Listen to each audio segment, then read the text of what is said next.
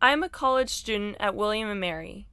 Every year at the college, we waste 1,185 tons of trash, which is equivalent to over 160 full-grown elephants. Trash that takes an enormous amount of resources to produce, and the culprit of hazardous effects when disposed. Some of it gets scattered throughout the campus, but most of it is thrown away, in the dumpsters. But where really is away, and what can we, average students, do to limit our negative impact? I wanted to find out, so I challenged myself to produce little to no waste.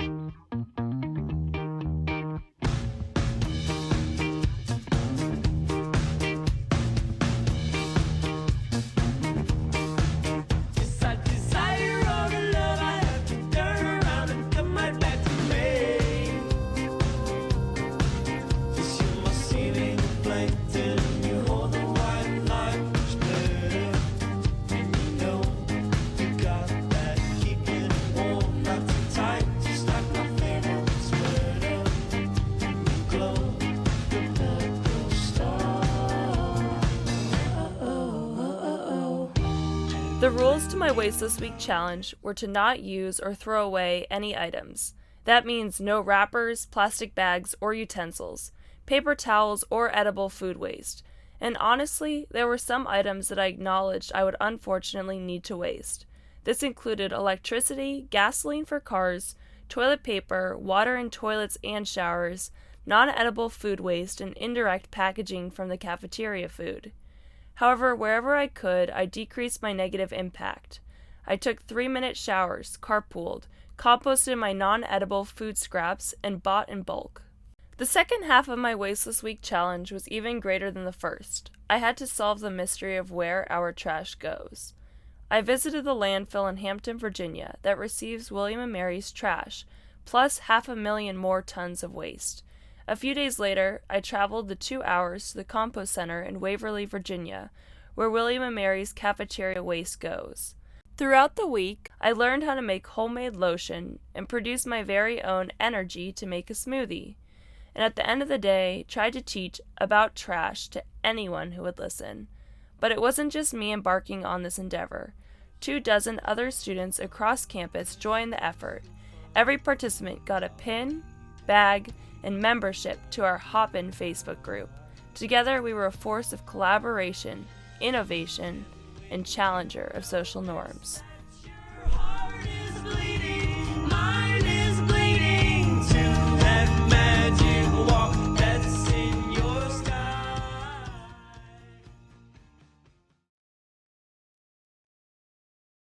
It's already been like 15 minutes, 10 minutes, and we've already have like 10 pounds of waste within 10 minutes. It's crazy.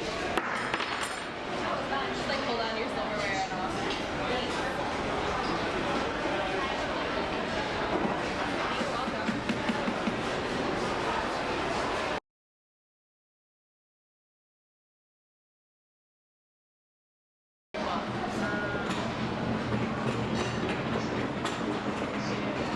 Hey, are you guys done with your food? Get 'em.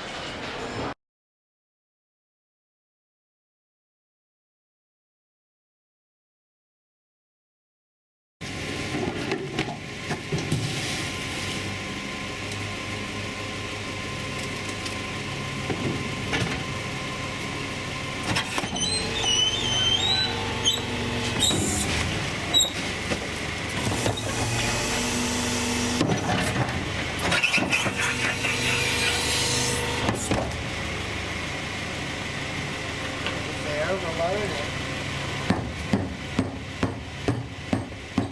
Left it stuck at the bottom. Tell us, Chip, like why you decided to go into the compost business out of all the different businesses. Like, why do you care about this stuff?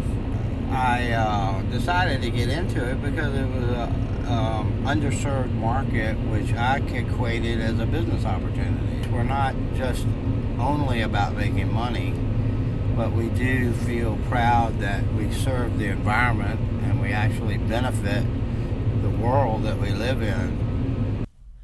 Chip Hall picks up all the leftover food scraps at the dining hall 3 times a week. In 2015 alone, the college composted about 350,000 pounds of food waste. He drives it across a ferry and 2 hours south of Williamsburg to Waverly, Virginia. Wednesday, I gotta come with him. One of our friends that has a compost yard in Lynchburg, he says on his website that he has billions of employees and they don't form a union and they don't take breaks and that they really cooperate with management all the time. And so but what he's referring to are the various microbes. There's a lot of misconception people have about composting, and it's based on the fact they were taught about home composting, in their own backyard, which is great. It's a good thing to do. However, our process at McGill is an industrial process. So you've probably heard people say before, oh, you can't compost meat or you can't compost, protein. Right. And that's not true. You just don't want to do that in your house because protein is the most odorous of the substances. Yeah, that makes sense. Students need to think when they're asked to maybe separate the plastic straws from their food that that they are contributing to a conservation effort. So it's a cultural change.